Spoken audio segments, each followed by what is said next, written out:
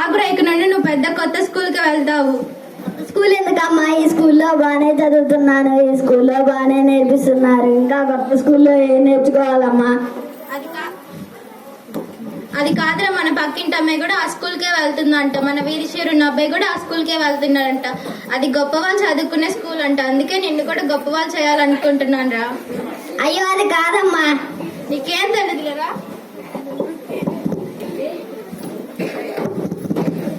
Sir ఎవరు వస్తున్నారు sir?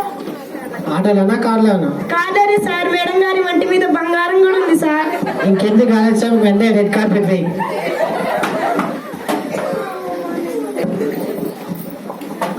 రండి మేడం, రండి. మీ స్కూల్లో మా అబ్బాయికి సీట్ కోసం వచ్చాం సార్. మేడం మేడం, సార్ గారు ఏం పని చేస్తారు? మా ఫర్నిచర్ షాప్ ఉందమ్మా.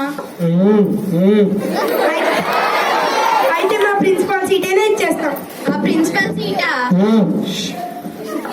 మేడం, మీ బాబుకు మా స్కూల్లో సీట్ ఉంది మేడం. ముందు మీరు మీ క్రెడిట్ కార్డ్ తీయండి, నేను మా మెనూ కార్డ్ తీస్తాను.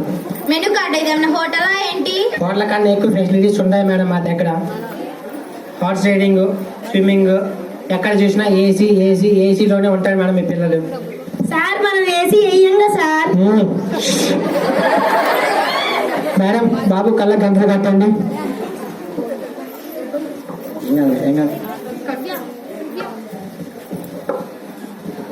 ఇదేంటండి బాబు గంతలు కట్టాడు, వాడు ఎలా చూడగలుగుతాడు? మేడం, మీ బాబు చూడనక్కర్లేదు, మీరు మీ బాబు మేము చెప్పింది వింటే చాలు.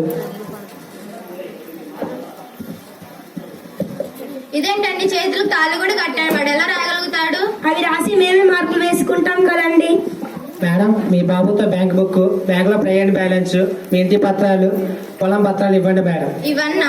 అవునండి, మీ బాబుని మేము గొప్పవాడిని చేసేస్తాం. మా స్కూల్ మీ బాబుని రాకెట్ ఎక్కించి అంతరిక్షంలోకి తోడు పంపిస్తాం.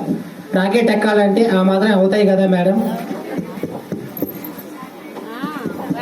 అంతా పిల్లల కోసమేనండి. Extra karate fee, break dance fee కూడా ఉన్నాయి మేడం.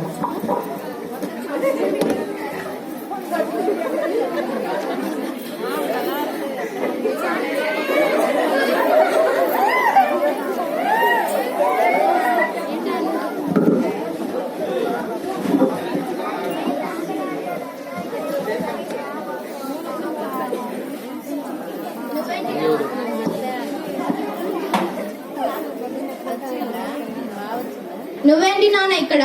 మీ అమ్మకు ఫోన్ చేస్తే నువ్వు ఇక్కడ ఉన్నావని చెప్పావు. అసలు ఏం జరుగుతుందో చూద్దామని వచ్చాను. ఇక్కడ విద్యను నేర్పించడం లేదు, వ్యాపారం చేస్తున్నారు, తల్లిదండ్రులని దోపిడీ చేస్తున్నారు. విద్య అనేది ఒక అమూల్యమైన జ్ఞానం. విద్య మనిషి జీవితానికి ఎంతో ముఖ్యం. విద్య అనేది అన్నిటికన్నా గొప్పది. మన పిల్లలు వారి కళ్ళతో ఈ లోకాన్ని చూడాలి, వాళ్ళ కాళ్ళ మీద వాళ్ళు నిలబడాలి.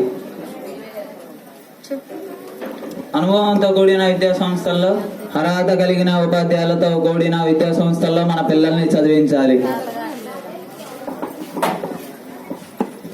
తల్లిదండ్రులకి ఇదే నా విన్నపం.